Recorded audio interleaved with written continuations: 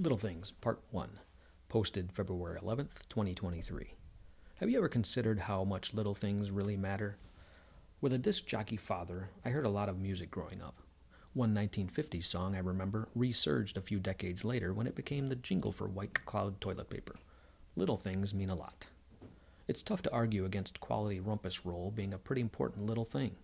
Ironically, this subject is much bigger than I anticipated, requiring two parts to accommodate my blathering. In Chapter 3 of his epistle, James analogues four little things that help introduce this subject, each capable of immense impact despite its size: a bit, a spark, a rudder, and the human tongue. The entire horse is turned by bit and bridle. Great forests are set ablaze by a tiny spark. A wee rudder steers a massive ship. And though a small part of the body, the passage focuses on the tongue because of its power to both lift up or tear down, praise or curse, harm or heal. Described as a world of evil among the parts of the body, the tongue is capable of setting the whole course of one's life on fire. Verse 6. The connotation of setting fire no doubt refers to the tongue's destructive power, and scorched eyebrows betray those who believe words don't hurt. Fiery furnace or not, looking back over the years, little things indeed loom large when the dots of your past are connected. Ostensibly insignificant words, incidents, decisions, choices, and apparent coincidences are written seamlessly into the script of your life today. Incidental interconnectedness. Had I not met my wife at a friend's wedding back home, I would have probably married someone from Texas. Had we not moved back during harvest, my friend would not have hired me to drive his grain truck that season. So pregnant and jobless, we would have moved back to Fort Worth. Were money not an object, I wouldn't have turned down a local job for work 2 hours away. Had I not taken that distant job when I did, I would not have met the friend who introduced me to the employer I recently retired from. But before that came to fruition, a job closer to home emerged. So good a job it was, I intended to forego my friend's recommendation. However, were it not for a denied residency policy exception, I would never have reconsidered my friend's introduction, nor followed him into service. Had even the slightest circumstance been different, I would have never met that friend, gained crucial insight into the hiring process, attended the same recruit school, nor served with him an entire career. Maybe things viewed only in the moment aren't so incidental after all. Those are just the big little things most suited to prose. I could write volumes of other incidental interconnectedness for this one area of my life alone. And unfortunately, there's an equally illustrative parallel series of incidents, decisions, choices, and coincidences much less flattering.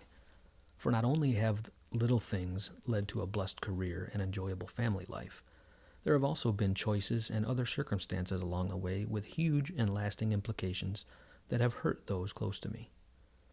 Even small acts of kindness provide big comfort in the midst of pain.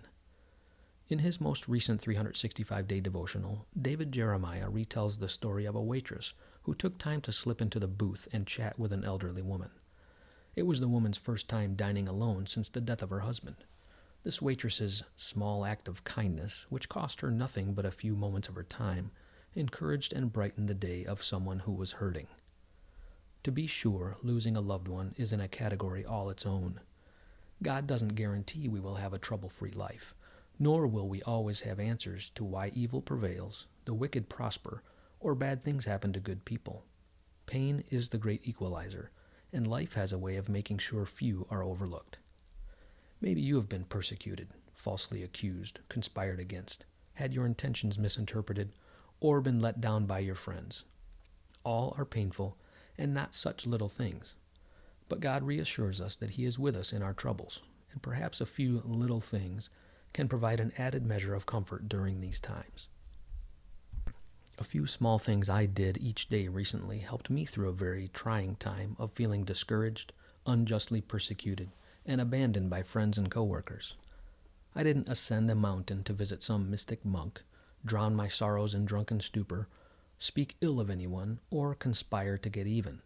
Instead, I acknowledged the pain, let go, prayed, looked for opportunities to encourage others, and chose the same few specific verses to read every day until I felt better. These little things made a huge difference. Still unconvinced? Here are some other little things that mean a lot.